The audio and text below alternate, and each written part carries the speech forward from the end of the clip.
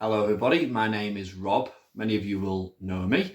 I live in Cockermouth and I normally attend Christ Church in Cockermouth. I've been kindly asked to give a little bit of a talk about my life and particularly how faith has shaped that.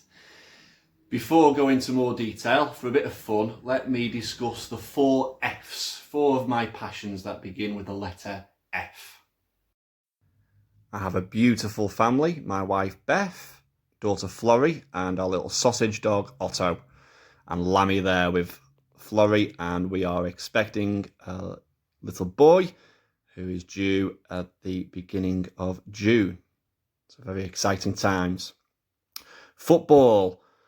I'm a big sport fan, especially big football fan, and as you can see here, Liverpool are my team. That's where my family are originally from.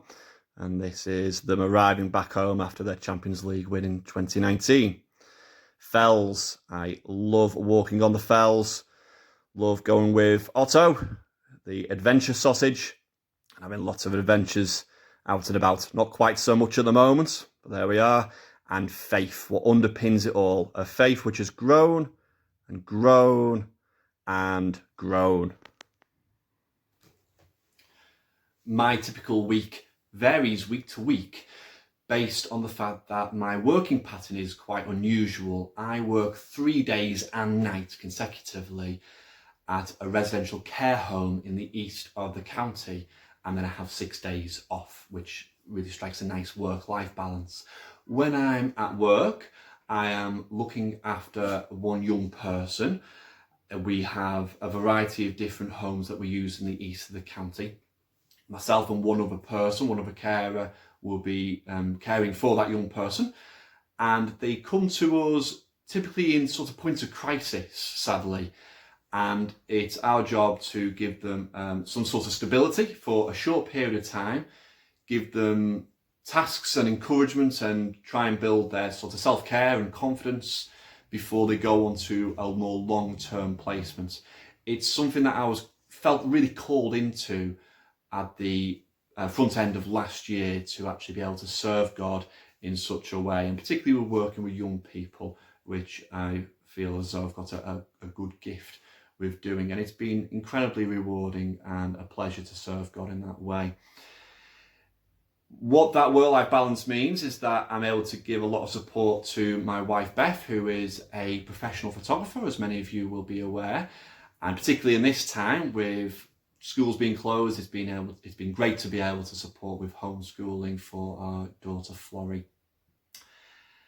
In addition, it's also meant that I've been able to dedicate a lot of time to my Christian life and the things that you would typically associate with that from a church point of view. This year has been exceptional, of course, with having to do so many things online, and it's been wonderful to be able to support the children's work by doing the videos, which I now do once fortnightly, and I share the responsibility with Chris Ingram, who does an amazing job as well. And it's been wonderful to do that, and through that there has been a sense of gifts that have grown in me, which I'll talk about in a moment. But one other thing that I really want to reflect on is the night prayer that I've been able to be part of the team that does that on Facebook each night at 8:15. If you don't watch it, I highly recommend it. And it's been great to do that and to allow that to build my sort of regular rhythms and routines of prayer, which I find very helpful. I would really encourage people who maybe not have done that before to investigate that, and it's something that I found really good and our family has benefited from, because now each night we will always have some sort of night prayer, whether it be the 3 of us together, the girls watching me do it live, or Beth will do it when I'm not at home with Florrie, which is wonderful. One of the things that's really inspired me over the last few years has been Romans 12, the first couple of verses in particular.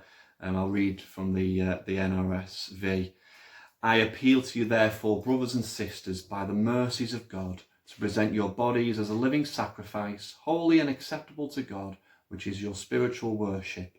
Do not be conformed to this world, but be transformed by the renewing of your minds, so that you may discern what is the will of God, what is good and acceptable and perfect. And with that in mind, and what I was touching on before, is that I feel a really great sense of calling into some sort of further ministry, possibly ordained ministry, and I'm going through the discernment process for that at the moment. And if it be God's will, it may well be that I begin training for that in September of next year. And there's lots to go through before that point, lots of questions that I need to ask and questions that need to be asked of me. But it's something that I feel a really strong pull towards. So to sum up, really, one of the things that I would like to talk about is that the last year or two have been quite a challenge for me in terms of my health, which has suffered as a result of a diagnosis of psoriatic arthritis and also fibromyalgia, just to add to the pain in joints that comes from time to time. As well as that, we've had difficulties in our family, most notably with Beth's dad, Christopher, passing away sadly at the end of 2019, and we've been processing that as a family. But God has been very gracious, and through the burning desire to study his word, to come to him in prayer, I found immense comfort, immense peace that certainly wouldn't have been there if it weren't for that. And I'm very much at peace with where God is leading me, where God has me right now, and just enjoying serving him and trying to live as a living sacrifice. My prayers that I would be really thankful for would be for my family, particularly for the safe pregnancy and birth of our son later on this year.